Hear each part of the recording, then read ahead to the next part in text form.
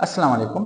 पिछली वीडियो पे एक फीमेल का कमेंट आया था जिसमें वो ये पूछना चाह रही है कि मुझे अक्सर औकात गले में दर्द होता है, पेन होता है, दबाव या प्रेशर होता है, मुझे सांस लेने में बहुत ज्यादा दुश्वारी होती है, मुझे शॉर्टनेस ऑफ ब्रेथ होती है।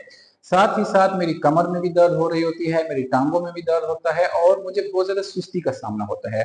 तो ये जितनी भी अलामात हैं ये कौन सी बीमारी में हो सकती है, मुझे अपने कौन कौन से टेस्ट करवाने चाहिए और इसका इलाज क्या है।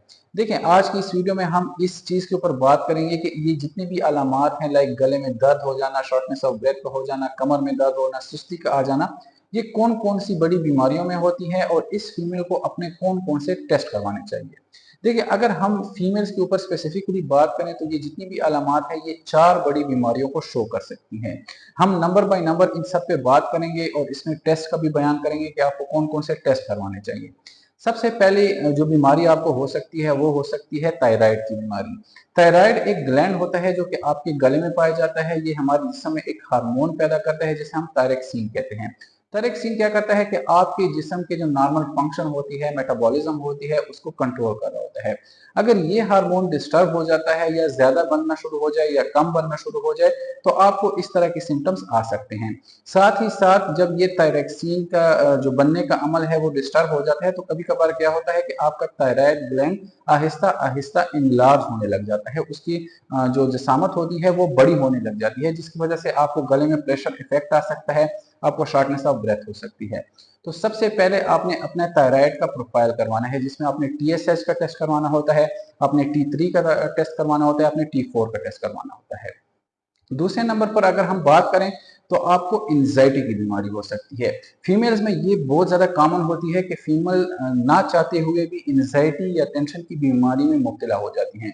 और अगर आपको एंजाइटी या टेंशन की बीमारी होगी तो आपको सेम इसी तरह के सिम्टम्स आएंगे। आपके सर में भी दर्द होता है, आपकी कमर में भी दर्द हो रहा होता है, आपकी टांगों में भी दर्द हो रहा होता है, साथ ही साथ आपको अपने गले में पेन या प्रेशर का एहसास भी हो रहा होता है। लेकिन एंजाइटी क्या होता है कि ये एक्सक्लूजन ऑफ डायग्नोसिस होता है।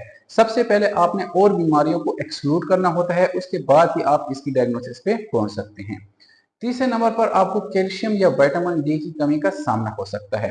अगर आपके जिस्म में कैल्शियम या विटामिन डी की कमी होगी तो हमारे जिस्म में थायराइड के ऊपर एक और ग्लैंड होता है जिसे हम पैराथायराइड ग्लैंड कहते हैं। वो आपके कैल्शियम के मेटाबॉलिज्म को कंट्रोल कर रहा होता है।